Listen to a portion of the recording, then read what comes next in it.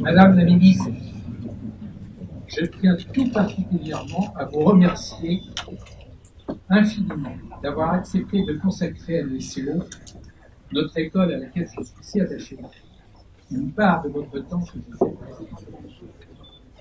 Mesdames, Messieurs, chers amis, je me joins par avance au remerciement que ne manquera pas de vous présenter à toutes et à tous notre président Hubert Cosson. Aider les jeunes à préparer leur avenir. Beaucoup qui me connaissent savent que je dis que ce n'est pas un métier que j'exerce ou que nous exerçons, c'est un privilège. Et aujourd'hui, plus que jamais, c'est un privilège pour moi de vous accueillir ici. C'est un immense plaisir de vous accueillir sur ce nouveau campus. Merci aussi à mes proches, à mes amis, à certains de mes amis d'enfance, à celles et ceux de ma promotion curriculum qui ont fait le déplacement pour ce moment exceptionnel. Lors de la pose de la première pierre, certaines et certains se souviennent que j'avais dit « je vais vous faire deux confidences ». Une première, je suis d'une famille du bâtiment et mes ancêtres maçons ont fait la campagne de Russie avec Napoléon. C'est une très vieille famille du bâtiment, je fais ici. Donc j'adore les grues, les engins, les chantiers. C'est vous dire que je me suis régalé à suivre la construction de ce beau campus. Mais ma deuxième confidence, c'était que lors de ma prise de fonction, lorsque j'ai succédé à Victor Hamon, que je salue ici dans la salle, le 2 septembre, j'ai fait un rêve dans la nuit, ou plutôt j'ai fait 3 rêves. Un premier, c'était cette belle école, la mettre dans une dynamique de projet, car dans mes études d'ingénieur, j'ai reçu beaucoup de connaissances sûrement, mais je n'ai retenu qu'un seul principe de physique, c'est qu'il n'y a d'équilibre que dans le mouvement. Le deuxième rêve, c'était, et si ça réussit, ce que je souhaitais, nous aurions la question du bâtiment à trancher. Et le troisième, mais il n'est pas encore tout à fait d'actualité, c'est peut-être qu'on me demandera de contribuer à la recherche de mon successeur et à lui passer le meilleur relais. 10 ans déjà, nous avions un site, nous en avons 4. Nous avions 690 étudiants, nous en avons près de 200. Nous étions une PME au budget de 5 millions d'euros. Aujourd'hui, c'est 10 millions d'euros. Et nous avons un classement remarquable de tous nos étudiants, mais le président en dira tout à l'heure quelques mots. Tout ça, c'est grâce au travail des équipes qui m'entourent, grâce à la confiance des jeunes, des familles et des entreprises, mais aussi, et beaucoup, grâce au soutien des collectivités, des 3 collectivités que sont l'agglomération d'Angers, le département, le conseil général et la région, mais aussi de l'État. Et je veux là faire un clin d'œil à quelqu'un qui nous a beaucoup soutenu. Je veux parler de Daniel Raoult, que je remercie beaucoup, monsieur le président d'Angers-Loire Métropole, vous le savez, il a beaucoup travaillé à vous.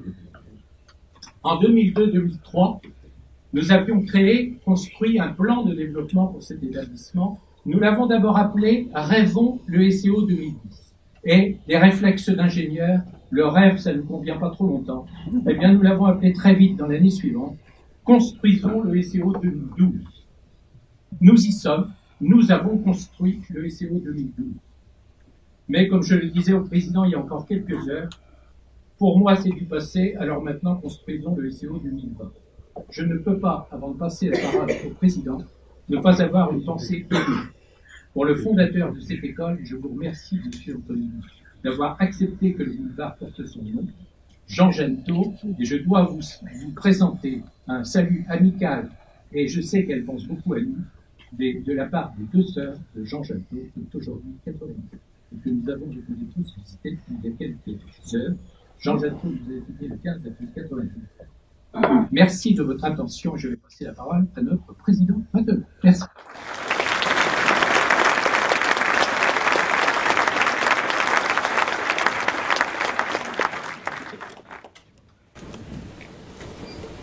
Madame la ministre des PME, de l'innovation, de l'économie numérique, monsieur le préfet du Maine-et-Loire, messieurs les sénateurs, mesdames et messieurs les députés, monsieur le président du conseil général, madame la vice-présidente du conseil régional, monsieur le président d'Angers-Loire Métropole, monsieur le maire d'Angers, mesdames et messieurs les présidents et directeurs généraux, mesdames et messieurs les past présidents de l'ESEO, les prédécesseurs que je salue amicalement, monsieur le directeur général, mesdames et messieurs les professeurs, mesdames et messieurs, chers anciens, en réalité, en m'adressant à 500, 550 personnes, 550 dit Jackie Chariot, j'ai envie de dire chers soutiens de l'ESEO, chers amis de l'ESEO.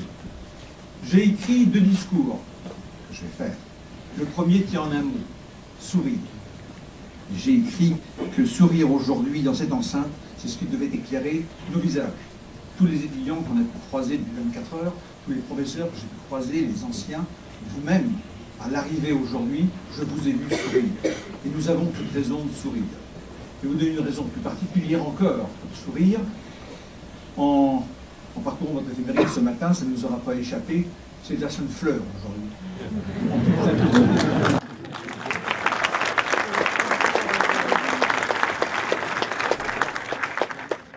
Je me permettrai d'aborder 3 sujets aujourd'hui, rapidement, succinctement, mais d'importance.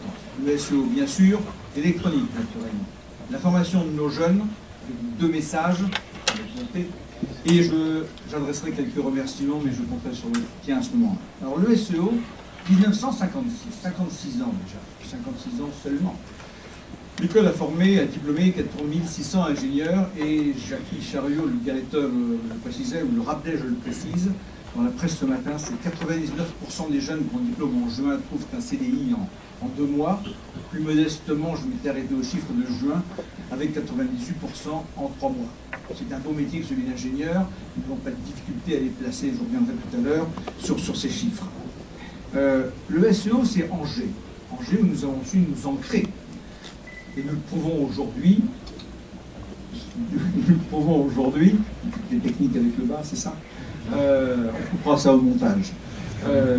Nous avons su nous ancrer à Angers et nous le prouvons aujourd'hui, naturellement, avec cette belle inauguration. Mais nous avons su grandir. Pour grandir, nous avons su nous exporter, nous internationaliser. Depuis 2006, le SEO, c'est Paris, avec 2 classes préparatoires, aujourd'hui à Saint-Cloud, qui viennent grandir le cycle d'ingénieurs ici à Angers. Depuis 2006 aussi, le SEO, c'est Shanghai. Shanghai, où nous avons un partenariat qui nous permet d'avoir un programme de formation pour l'ingénieur franco-chinois. Puis, depuis 2008, le SEO, c'est aussi Dijon, où nous avons ouvert des classes préparatoires qui permettent d'ailleurs à de jeunes bourguignons de venir goûter la douceur angevine.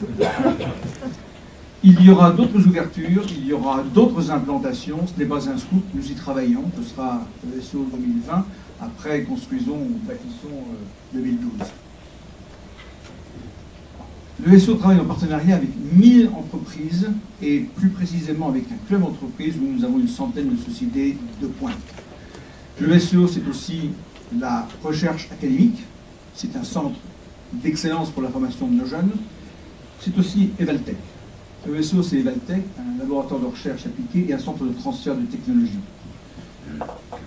Aujourd'hui est un jour un peu particulier, il me permet de réaffirmer nos vocations, celle de centre d'excellence pour nos jeunes, celle de recherche et cette activité que nous avons dans le tissu, je vais dire régional, départemental, urbain, peut-être même national. C'est notre présence dans Astinov, avec la vice-présidence qui est assurée par le directeur général. C'est la présence dans Loire Électronique Vallée, dont je salue la présence du président, administrateur et ami par ailleurs, M. Raguin, qui nous a rejoints. C'est une présence dans les plateformes régionales d'innovation, c'est une plateforme dans les pôles de compétitivité. Et aujourd'hui, particulièrement, je voudrais très simplement, rêver, émettre un souhait peut-être, mais il me semble important de souligner notre engagement à continuer de contribuer à faire en sorte que notre ville, notre département, notre territoire devienne un pôle d'excellence nationale en matière d'électronique professionnelle. Et pourquoi pas créer un technocampus ici, à Angers, sur ce magnifique plateau de Saint-Aubin, et proposer qu'il soit inscrit au CEPR 2000, je ne sais jamais, au CPER 2014-2020. Le CPER, c'est le contrat plan État-région. Voilà, notre engagement au service de l'enseignement est connu, au service de la recherche est connu, au service de l'innovation, nous le répétons ici. L'électronique, bien sûr, le SEO, bien sûr. L'électronique, naturellement. L'électronique, l'économie numérique, les sciences et technologies de l'information et de la communication, l'électronique en est le cœur, le cerveau, le poumon. Dans les années 70, je vais même dire 72, puisque j'ai le bonheur d'être sorti de cette école, il y avait dans la cour de l'école régulièrement le mercredi une 3 chevaux, une 4L, de l'époque, capot ouvert, moteur gisant dans la cour, et le chanoine Janto passait. Il avait un double regard. Il avait peut-être le regard un petit peu courroucé de celui qui voit de l'huile répandue sur les trottoirs de la cour, mais il avait aussi un œil amusé, pétillant de malice pour ceux qui l'ont connu, et vous êtes nombreux ici, en se disant, mes ingénieurs, mes élèves ingénieurs aiment les sciences, pas seulement l'électronique, la mécanique, on a même des cours de chimie. Aujourd'hui, je mets au défi un élève ingénieur, même un ingénieur, de réparer une seule sa voiture si elle est panne sérieuse.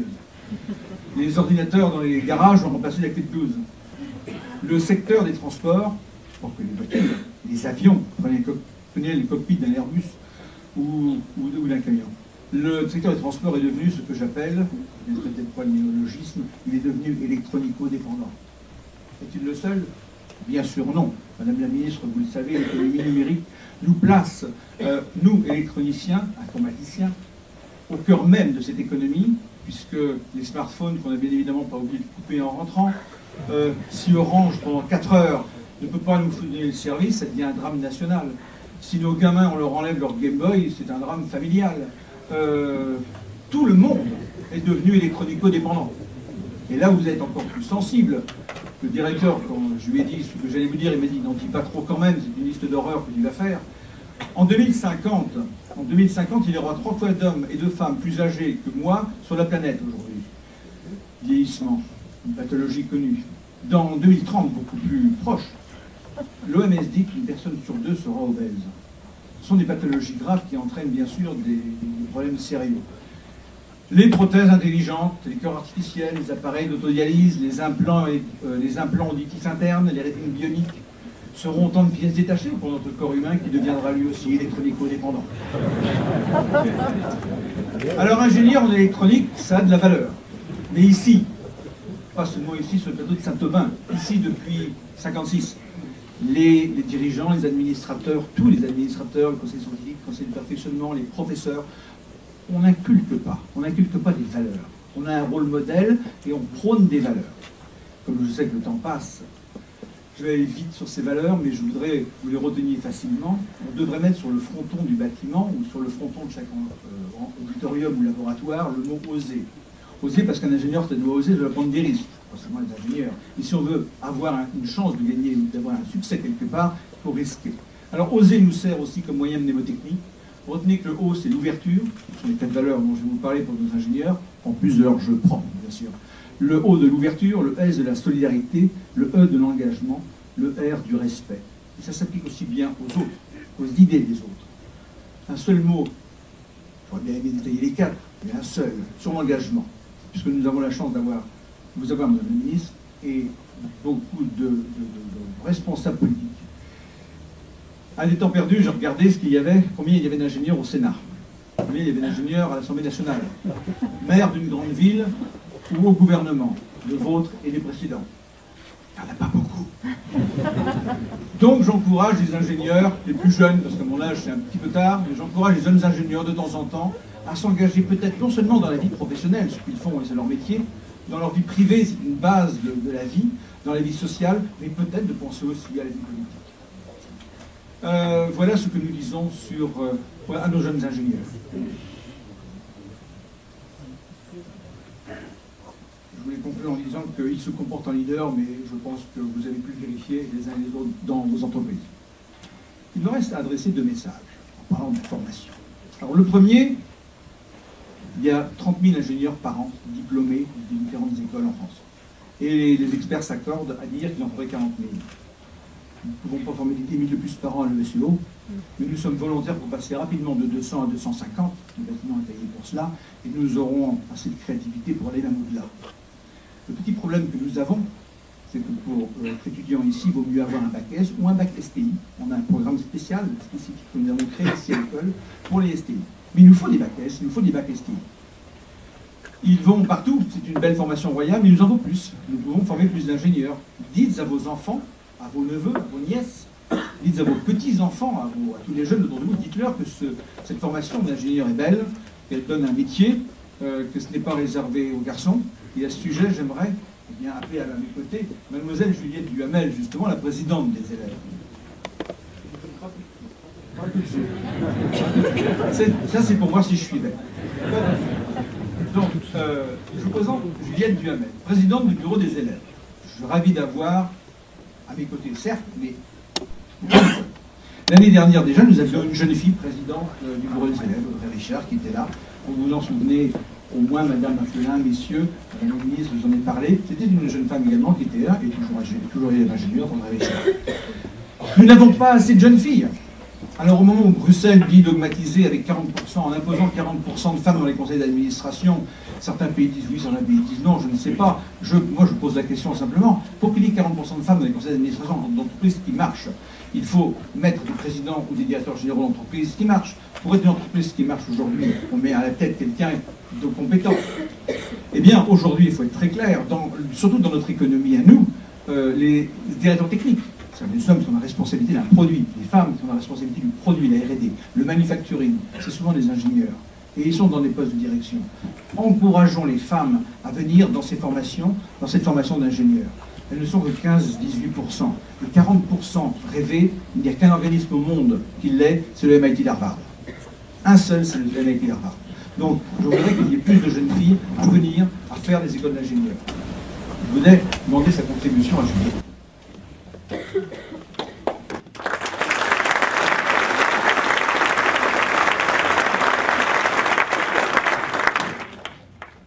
Madame la ministre, Mesdames et Messieurs, bonjour. J'ai l'honneur de vous adresser quelques mots aujourd'hui, au nom du bureau des élèves que je représente, et bien sûr, au nom de tous les étudiants de l'EDO. Quelques mots de remerciement et de bienvenue. Des remerciements tout d'abord, en m'associant tout naturellement à ceux exprimés par notre directeur, M. Jackie Chariot, et ceux qui ne tarderont pas, de notre président, M. Hubert Cospin. Mais plus particulièrement, je souhaite adresser de profonds remerciements à ceux qui ont porté ce projet. C'est leur engagement, leur dynamisme, leur conviction qui en ont permis la réalisation. Je pense en premier lieu à M. Chariot, à M. Cospin et à l'ensemble du conseil d'administration, à M. Buchalier et à tous les permanents de l'école qui ont donné de leur temps pour mener à bien ce projet. Ensuite, je tiens à vous souhaiter la bienvenue. Bienvenue dans notre école et ses locaux. Ce jour est un moment qui s'inscrit dans l'histoire de l'ESEO et qui, pour nous, étudiants, est porteur de sens et d'avenir. Votre présence nous honore et traduit pour nous l'intérêt et l'importance que vous portez à notre école et à son avenir. L'intérêt et l'importance que vous portez à la qualité de sa formation et à son rayonnement. Nous sommes heureux que vous le partagiez avec nous. Pour les étudiants d'aujourd'hui et de demain, la réalisation de ce projet est un gage de qualité de l'enseignement et de la valeur de l'ingénieur ESEO. À nouveau, au nom de tous les étudiants de notre école, et en mon nom, je vous souhaite la bienvenue et vous invite à découvrir notre école, notre nouvelle école. Soyez une nouvelle fois remerciés, chacun de vos actions et de votre engagement à nos côtés. Merci de votre attention.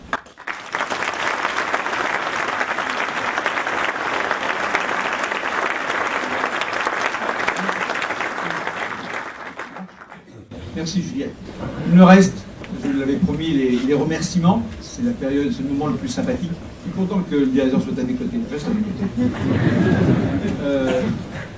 Mais oui, mais c'est bien, mais on a toujours besoin d'un ingénieur près de soi. Non, ça c'est la page avec les bacs S, c'est pas là. Je veux oublier personne.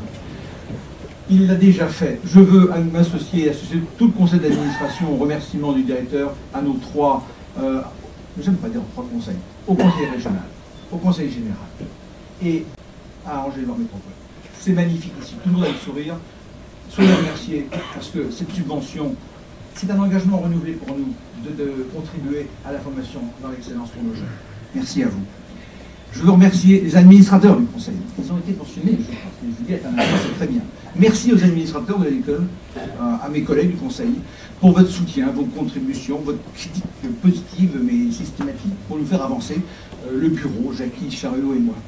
Je veux remercier l'architecte, le cabinet d'architecture Frédéric Roland, qui a su un dessin tout de suite nous séduire, et derrière Eiffage, un grand bâtisseur, je veux dire, j'espère qu'on t'a l'approprié, un grand bâtisseur qui a su, on est en France, on entend toujours dire qu'ils n'y arrivent pas, d'ailleurs ils ont su respecter les délais. Et oui, on a fait la première pierre en juin, personne n'y croyait, on a fait la rentrée des classes le 1er septembre, ici. C'est une belle performance que je peux saluer, qu'on peut saluer.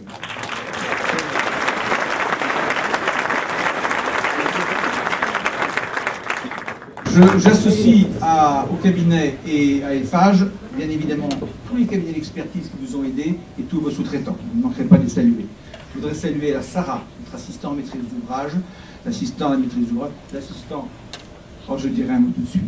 Avant de passer à Jackie Chariot, je voudrais remercier le personnel, les élèves, les professeurs de l'école, parce que vous avez été mis à contribution. Encore aujourd'hui, les élèves, je sais, même les professeurs, on le sait. On sait que vous le faites parce que vous en avez envie. Ça fait partie du rôle que vous vous êtes donné de donner des valeurs. Merci à vous tous. Et puis je finis. Et ce sera avec votre aide. Je voudrais remercier quelqu'un. Soyez pas coutume. Je sais que les administrateurs me soutiennent là-dessus.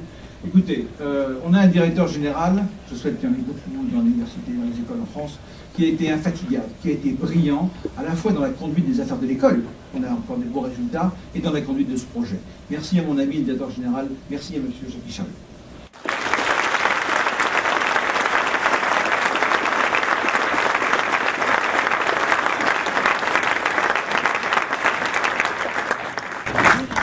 Merci Hubert. Toujours difficile de parler après une mots comme ça. Monsieur le maire d'Angers, nous sommes installés grâce à vous sur la commune d'Angers, sur ce que j'appelle aujourd'hui sans doute le plus beau site panoramique d'Angers. Donc il vous revient maintenant de prendre la parole et je suis ravi de la saisir. Monsieur Hubert.